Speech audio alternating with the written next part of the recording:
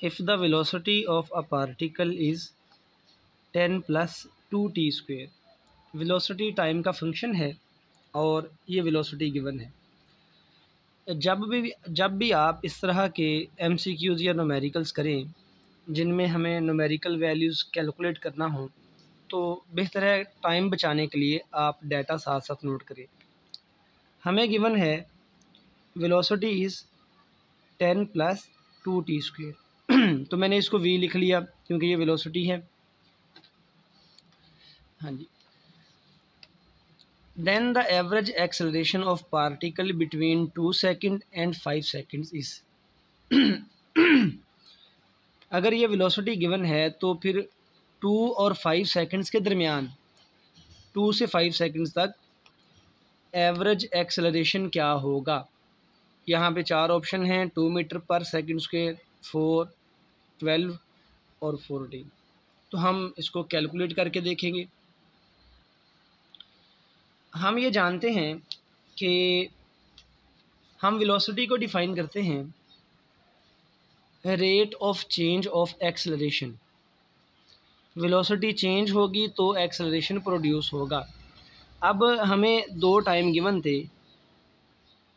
एक time t1 2 seconds है और बाद वाले टाइम को हम कह लेते हैं t2 दैट इज़ 5 सेकेंड्स।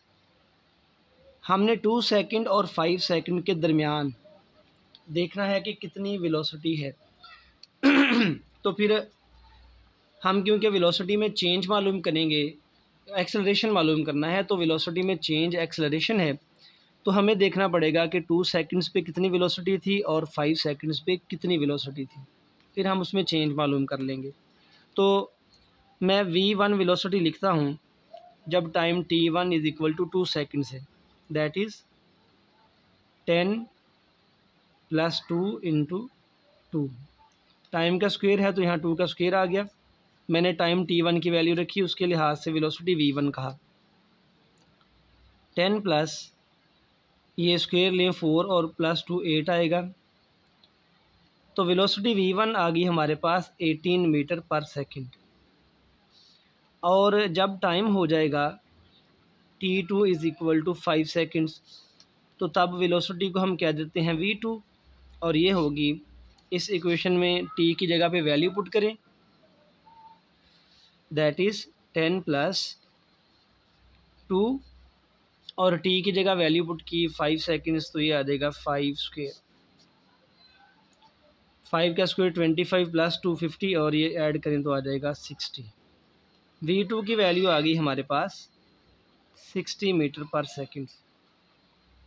ये हमें क्यों मालूम करना पड़ी, क्योंकि हमने एक्सेलरेशन मालूम करना है और एक्सेलरेशन मालूम करने के लिए हमारे पास जो फार्मूला है दैट इज़, एक्सेलरेशन को हम डिफ़ाइन करते हैं change in velocity over time interval. ये वो टाइम इंटरवल है जिसमें वेलोसिटी चेंज हुई और हम फर्दर इसको लिखेंगे।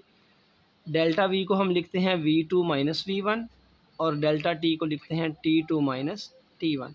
तो ये सिंपल एक्सेलरेशन की डेफिनेशन है। वैल्यूज़ दर्ज कर दीजिए।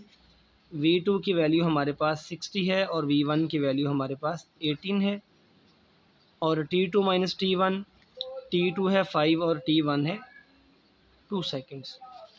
हम देख लें 2 ही है, ओके। सो 16 में से 18 माइनस करें तो ये आ जाएगा 42, 5 में से 2 माइनस करें ये आएगा 3। अब डिवाइड कर दें तो ये आ जाएगा 14 और एक्सेलरेशन का यूनिट लिखें दैट इज़ मीटर पर सेकंड स्क्वायर।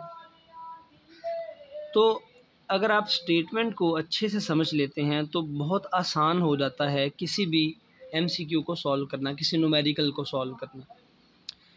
तो ये देखिए 2 और 5 सेकंड्स के दरमियान हमें कहा गया था कि एक्सेलरेशन मालूम करें, तो हमने 2 और 5 सेकंड्स पे वेलोसिटी नोट की, उस वेलोसिटी में चेंज लिखा और वहाँ से हमने एक्सेलरेशन फाइंड आउट कर लिया। तो हम देखते हैं कि जो हमने आंसर निकाला क्या हमारा ऑप्शन यहाँ पे मौजूद है। हाँ जी, ये ऑप्शन है D, velocity is acceleration is 14 metre पर सेकंड स्क्वायर।